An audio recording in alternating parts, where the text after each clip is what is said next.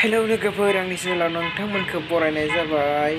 दिनै साननैयाव अखा हागासिनो दं। आं भिडिअखौ बानायनो गोसो गैयामोन, थेवबाबो बानायबाय आरो एसे बाहेरायाव फैदोंमोन नोंथांमोननो देखायनोसै आरो माबायदि अखा हानानै मानसिफोरा बैयाव जमा जागासिनो नायदो, गारिफोराबो जमा जाजोबना दङ। अखा हानानै हाबसोजोबना दंलै मानसिफोरा, अखा हागासिनो साननैयाव।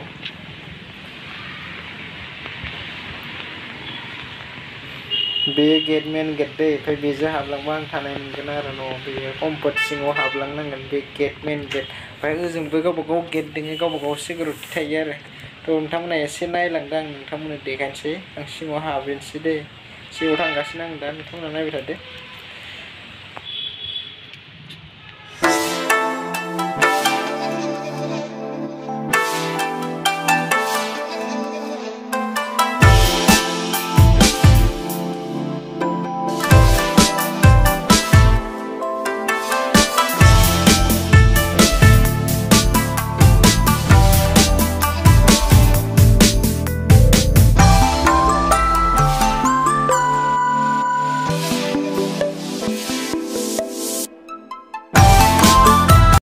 दा आं थानायनि कम्फर्ट सिङावनो दं दे। आं बाहेरायाव गैया, दहाय बाहेरायाव थांदोंमोन।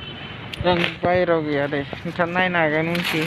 आं थानायनि कम्फर्टनि उनखि समायना रमायना आरो बहुद साफा साफा दं दे। ओमफ्राय मेन गेटआ गोजान जायो दे, ओमफ्राय गोजानथार जायो मेन गेटआ।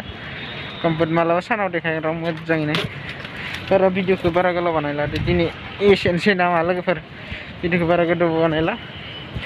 बेनो आरो उनखि नायनो हागोन, बिल्डिंफोरखौ नायनो हागोन, गारिफोर दङ लाइन लाइननो। बे कम्फर्ट सिङावसो दै, बे सिङावनो आरो आं थानायनि सिङावनो। मेन गेटआ आगोलाव दं, गेट दंबावो मेन गेट। बे गावबा गाव बिल्डिंनि सिकिउरिटि दङ आरो, गावबा गाव बिल्डिंनि न'आव सिकिउरिटि दंखायो दे। हराव एसे मोजां नुयो आरो, सानाव देखायगोन र' आं मालाबा। भिडिअआ दिनैनिया एसेनोसै, नेक्स्ट भिडिअआव लोगो मोनगोन दे। बिदिबा बाय बाय लोगोफोर।